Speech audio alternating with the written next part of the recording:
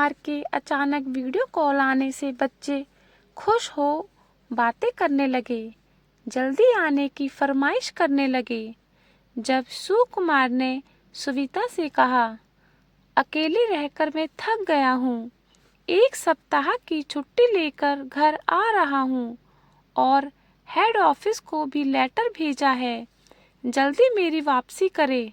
वाह, ये तो बहुत अच्छी खबर सुनाई। इधर मन बहुत परेशान हो रहा था। फोन रख सुमिता ने चैन की सांस ली। उसके मन पर छाने वाली शक की दीवार भी ढह गई। सुकुमार के ट्रांसफर हुए 1 वर्ष होने जा रहा है, पर पिछले 6 महीने से सुमिता परेशान रहने लगी है। अब वह पहले की तरह रोज बातें नहीं करता और छुट्टियों में भी उसने आना कम कर दिया है। हर एक समय उसके पास अधिक काम का बहाना रहता है। अब सुमिता को लगने लगा कि उसने गलत निर्णय लिया। अरे 5 वर्ष का तो बेटा है, अच्छे स्कूल में एडमिशन भी उसके यहाँ अकेले रहने का कारण बन गया है, पर केवल उसकी पढ़ाई के लिए यहाँ अकेले रहना बुद्धिमानी है क्या?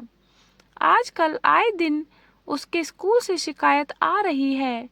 छोटी बेटी तो प्ले स्कूल जा रही है, पर उसे भी संभालना मुश्किल हो रहा है। एक दिन तो उसे बेटे के स्कूल में इंचार्ज ने मिलने को बुलाया और ऐसे पूछताछ करने लगी मानो वह अपराधी हो।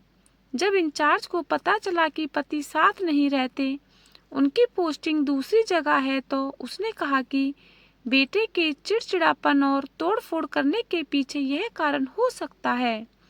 आप कोशिश कीजिए कि साथ रहें। जब सुमिता ने बेटे और उसके स्कूल के बारे में सुकुमार को फोन पर बताया तो कहने लगा, अरे ये सब बड़े स्कूल के चोचले हैं। अब बच्चा बड़ा हो रहा है, कुछ ना कुछ व्यवहार में परिवर्तन तो आएगा ही। तुम थोड़ा उस पर विशेष ध्यान दो।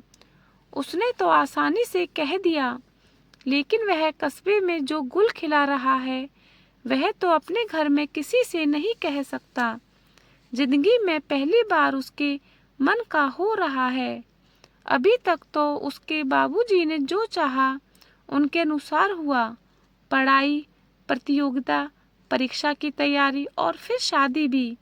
जिंदगी का इतना बड़ा निर्णय उन्होंने बिना उससे पूछे ही ले लिया। उसकी शादी क्या हुई, उसके पिछले 5-6 वर्षों से चला आ रहा सपना टूट गया। कॉलेज के शुरुआती समय से उसकी दोस्त बनी स्नेहलता को वह मन ही मन चाहता था। उस समय तो उसका हर पल का साथ था। उसे वह प्यार से लता भी कहता। उनकी दोस्ती से उनके मित्र वाकिफ थे और सलाह देते कि शादी ही कर डालो। वह भी तब अपने कैरियर को बनाने में लगी थी। सुकुमार ने सोचा कि वह अपने पैरों पर खड़ा हो जाए तो घर की इसकी जानकारी देगा। पिता ने सुकुमार को मौका ही नहीं दिया। नौकरी के लिए चयन होते ही उन्होंने हर तरह से संपन्न एक परिवार से रिश्ता जोड़ लिया। बिना मांगे इतना दहेज कि उसकी 2 बहनों का पार लग जाए। सुकुमार ने उस निर्णय पर पिता से नाराजगी जाहिर की। उसने मां से कहा कि वे पिता यानी बाबूजी को समझाएं, पर उन्होंने उसकी 3 बहनों की जिम्मेवारी का हवाला देकर उसकी एक ना सुनी। अब सुकुमार के लिए शादी बिना बुलाए मेहमान की तरह आ गई। पहले प्यार को भुलाकर जिंदगी को आगे बढ़ाना पड़ा। शादी के 6 वर्षों में 2 प्यारे से बच्चे भी आ गए। शादी के बाद से ही सुमिता को लगता कि सुकुमार कभी खुलकर बातें नहीं करता। वह उसकी जरूरतों का ख्याल तो रखता, पर उसे पति का लगाव एवं प्रेम महसूस नहीं होता। एक बार तो उसने अपनी छोटी ननद से जानना भी चाहा, तो उसने कहा, भाभी भूल कर भी ऐसी बात मत सोचिएगा। भैया तो बड़ा ही सीधा साधा है, वह तो आपको बहुत प्यार करता है। सुमिता भी सोचती कि कोई प्रेम विवाह तो उसका है नहीं, दोनों के माता पिता के द्वारा तय विवाह है, तो प्रेम धीरे धीरे ही बढ़ेगा। सुकुमार का ट्रांसफर क्या हुआ, उसकी तो लॉटरी लग गई। एक दिन वहां बैंक में अचानक उसकी भेंट स्नेहलता से हुई। वह वही नौकरी करती है। एक दो बार मिलने से पता चला कि लता ने अभी तक शादी नहीं की है। सुकुमार अपराधग्रस्त हो गया। उसे लगा कि उसकी इस स्थिति का जिम्मेदार वही कहीं तो नहीं है। प्राय शाम का समय दोनों का साथ बीतता। छुट्टियों में भी वह अपने पत्नी बच्चों के पास ना जाकर उसी के साथ आसपास घूमने निकल जाता। उसे लगता कि उसके पुराने दिन लौट आए हैं। आजकल तो उसे ना पत्नी और ना ही बच्चे की याद आती है। सारा दिन बस उसे लता ही नजर आती है। लता को क्या था, जब वही मेहरबान था।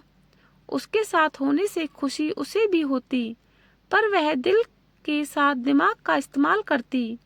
उसने अभी तक शादी नहीं की क्योंकि उसके ऊपर अपने 2 छोटे भाई बहनों की जिम्मेवारी है। पिता रहे नहीं, घर में बड़ी है। उसे पता चल गया कि सुकुमार अपराधग्रस्त है, लेकिन उसे कम करने से उसका क्या फायदा। वैसे भी पुरुष वर्ग पर जब वह विश्वास नहीं रखती। एक दिन बातों बातों में सुकुमार ने उससे कहा, अब वह उसको नहीं खोना चाहता, सारी उम्र उसके साथ बिताना चाहता है। इस पर लता ने बिना आग लपेट के कहा, अगर साथ रहना है तो शादी करनी होगी, और शादी तभी होगी जब वह पहली पत्नी को तलाक देगा। तलाक के नाम से सुकुमार सपनों की दुनिया से धरातल पर आ गिरा। वह तुरंत अपने क्वार्टर पर लौट आया। अचानक उसे सुमिता से लगाव महसूस होने लगा। उसे लगा कि पढ़ी लिखी पैसे वाले घर की बेटी होकर भी एक पैसे का घमंड नहीं। सबके बारे में वह सोचती है, उसके सभी काम बिना बोले पूरी कर देती है। माँ बाबूजी का तो उसका गुणगान करते नहीं थकते, लेकिन उसने कभी उसे वह प्रेम नहीं दिया। फिर बच्चों की क्या गलती है? नहीं, वह तलाक नहीं दे सकता। और तुरंत वीडियो कॉल पर जब उसने पत्नी बच्चों को अपने घर आने की खबर दी तो सचमुच लगा कि बाहर खिले गुलाब मुस्कुरा रहे हैं।